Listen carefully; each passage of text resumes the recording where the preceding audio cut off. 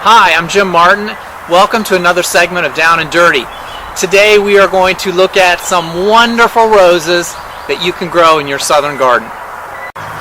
Here we are, it's the middle of April, and it's the peak rose bloom season here in the south.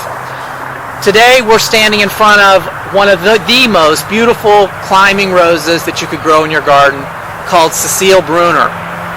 Notice the mammoth size of this. It's actually a rose that we call a polyantha rose. It's a specific class of roses. But all you really need to remember is that it's Cecile Brunner. It's also known as the sweetheart rose because if you look at the tiny little blossoms on this, for example up here, that tiny little bloom used to be used as a tiny little lapel rose. One of the easiest roses to grow in the garden. Absolutely loves it here, obviously. And this rose I planted 5 years ago, so that gives you some idea just how quickly this rose will grow. Easy care.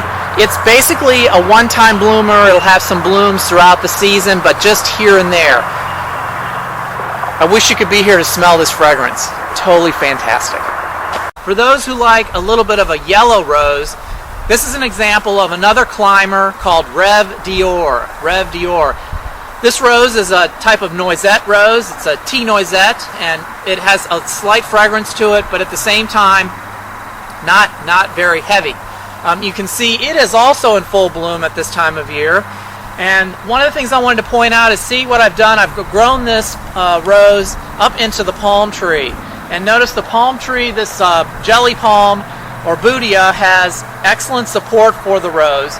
And the beauty of it is the rose grows up into the palm. It doesn't damage the palm in any way, but at the same time, because the branches are so strong, the fronds on the palm, it allows the rose to grow up into it and then cascade out as it's doing here in this vignette with the rose and the palm. Excellent, easy to grow rose. Again, this is a rose that will do most of its flowering in the April period. A few flowers throughout the year, and then it tends to do some rebloom in the fall. Fantastic rose for the southern garden. I am standing in back of one of my favorite small shrub roses. This is a rose called La Marne, and it is another polyantha rose, that very low growing, as you can see. It's just come into full bloom. More of a cluster rose, and you can see all of these flowers sort of clustered together. As far as a garden rose goes, totally carefree. I have no pest and disease problems with this rose. It tends to reflush and rebloom throughout the entire year. Starting in April, going all the way sometimes to December. I'll have blooms bring them in for Christmas. Just depends on what the weather does. The beauty of these roses that we're showing you today is that they're grown as normal garden plants. I don't do any spraying for any kind of diseases on these roses. I just don't have to. Not to mention the fact I'm sort of a lazy gardener, so I don't do that kind of thing. But I want you to notice what we've done here. We planted it with other things such as this cordyline, which is this burgundy cordyline over here. And that color ties in with the pink color of the rose, as well as the idea that we're mixing it with crinums and daylilies and all those kinds of things that we want to enjoy in our gardens. So we don't sequester these roses to their little spot and keep them there. We're just growing them like normal garden plants, which is what they are. Here we are at the Windermere Boulevard Community Garden, and there is a lot of floral activity going on today in this space, especially with this rose that's in front of me called the Pink Knockout Rose. It's a very popular rose, the whole Knockout series of roses, and for good reason. They flower continuously throughout the year. For us in the South, the Knockout roses are an excellent choice. They're carefree, they continue to flower, and they have no disease and pest problems whatsoever. Because of their use in the garden, there are many opportunities to go ahead and plant them with other things. And so we wanted to showcase some of the things other than the roses in this planting which have worked really well. One in particular that's flowering right now is this aloe saponaria. And notice the long stalks with the orange flowers. And this will rebloom again in the fall. Again with these roses, which will also be in bloom at that time. In front of that is a rosemary, a pendulous rosemary that is not only drought tolerant but also has blue flowers at different times of the year and has culinary uses. So one of the things we try to tell people is combine these roses with other things in the garden that will show them off to their best advantage. We're standing in front of a rose called Alistair Stella Gray.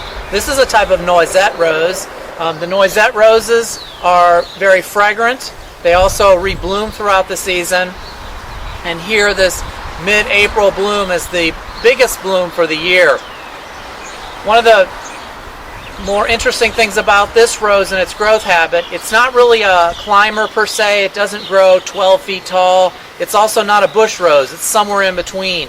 And you can see that just by looking at the size of this rose. And this is one that's probably been in this area for about 11 years. It was put in that long ago in a 1-gallon container. The rose itself has a slight fragrance to it, and if you notice, the buds start out more yellow, and then as it opens up and starts to get older, they turn more of a creamy white. Another rose that's somewhat carefree, here it is growing in a setting where it doesn't receive that much care at all. Just an excellent garden rose for us here in the South. I am standing amongst a very special rose. This is a rose called Champney's Pink Cluster. And it's basically the rose that started a new rose group called the noisettes. These roses actually originated in Charleston, South Carolina in the 1800s. The musk rose, which is a European rose that's very fragrant but once blooming, was bred with Old Blush, which is a China rose that reblooms continuously throughout the year. When they combined these two, what they got was a rose that flowers continuously throughout the year and is very fragrant. But it had the bloodlines of the China rose, which grows in hot, humid conditions like we have here in Charleston, South Carolina. So what happened is these two were bred together, the seedlings from it were grown, and this group of roses came about called the noisettes. So as you can see, that this Champney's Pink Cluster is what we call a medium-sized rose. Grows to be about 5 to 6 feet tall. What I do with this rose is actually cut it back to 12 to 14 to 2 feet within the February period and let it reflush and bloom. Now, this is a very fragrant rose, and it will rebloom throughout the season. And it's just one of the many noisettes that are out there for us to grow that grow so well here in the South. Absolutely phenomenal fragrance. This rose, Lamarck. Lamarck is another noisette rose. It's one of the climbers. It's a small climber though. Reaches 7 to 10 feet. The beauty with Lamarck as a climbing rose, it has very few prickles, so you're not going to hurt yourself while you're trying to work with this rose. Notice that the rose has flowers that are fully open as well as buds that are starting to just open, and then some tight buds there.